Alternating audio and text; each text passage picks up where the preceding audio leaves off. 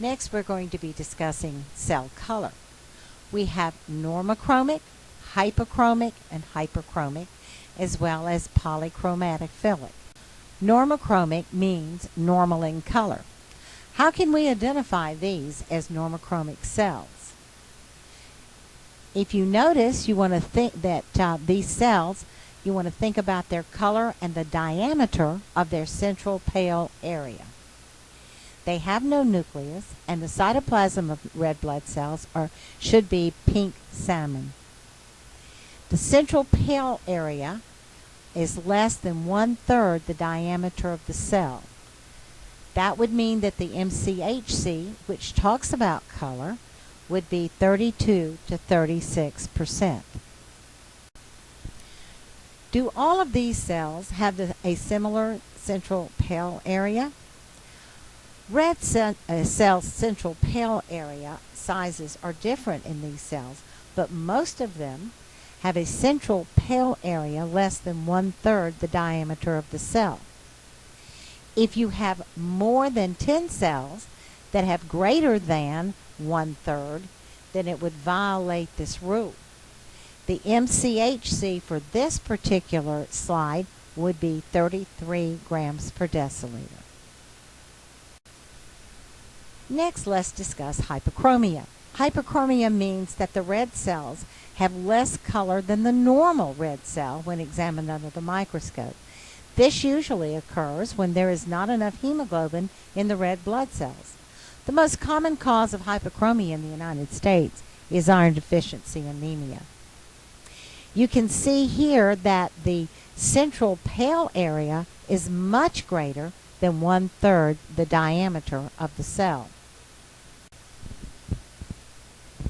Before reporting hyperchromia, you must again count the hyperchromic cells and 10 areas of your microscopic fill. They need to be evenly dispersed, and you count them on oil immersion 100x. You get the total, divide by 10. If it's less than 10 hyperchromic cells per fill, you would report out the slide as normochromic.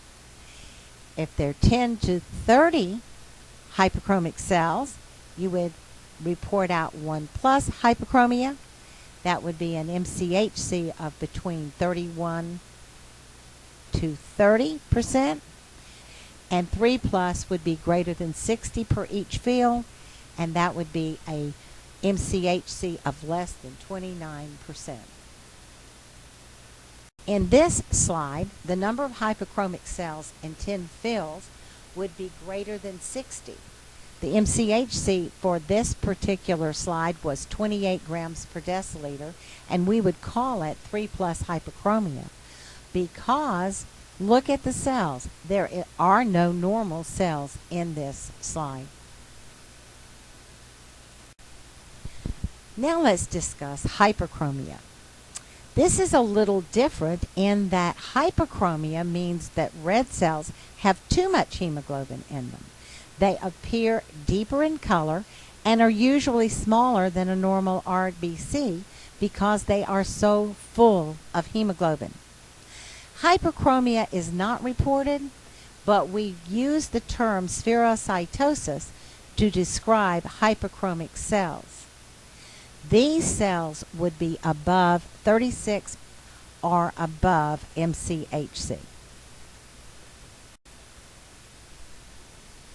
Now let's look at all of them. You can see in our hyperchromic example, the Mchc is 28, showing a lot of hyperchromia, and that would be 3+. Look at our normocytic cells or our normochromic cells. The Mchc for this particular slide was 33. And at the top, we have an Mchc of greater than 36. These are hyperchromic cells, and we call that spherocytosis or spherocytes.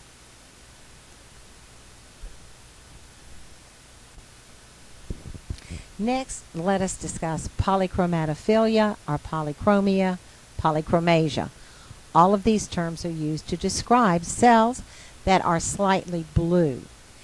These cells are blue because they are early red cells. As you can see, there are 3 nucleated RBCs in this particular field. That means that the bone marrow is very active and it is extruding a lot of new red blood cells. Nucleated RBCs are not normally seen in a normal smear, just when your bone marrow is very active, making red blood cells to compensate for anemia. Once the nucleus is extruded, there is RNA in the cell, and it gives it a slight blue staining quality in right stain. If I were to stain this blood in new methylene blue, all these slightly blue cells would be reticulocytes. So polychromia gives an indication of bone marrow activity. Before reporting polychromia, again, we're going to count 10 microscopic oil immersion fields, divide by 10. If you get 1 to 2 per field, that would be a 1+ polychromia. 3 to 5 would be 2+ polychromasia. Greater than 5 would be 3+ polychromasia.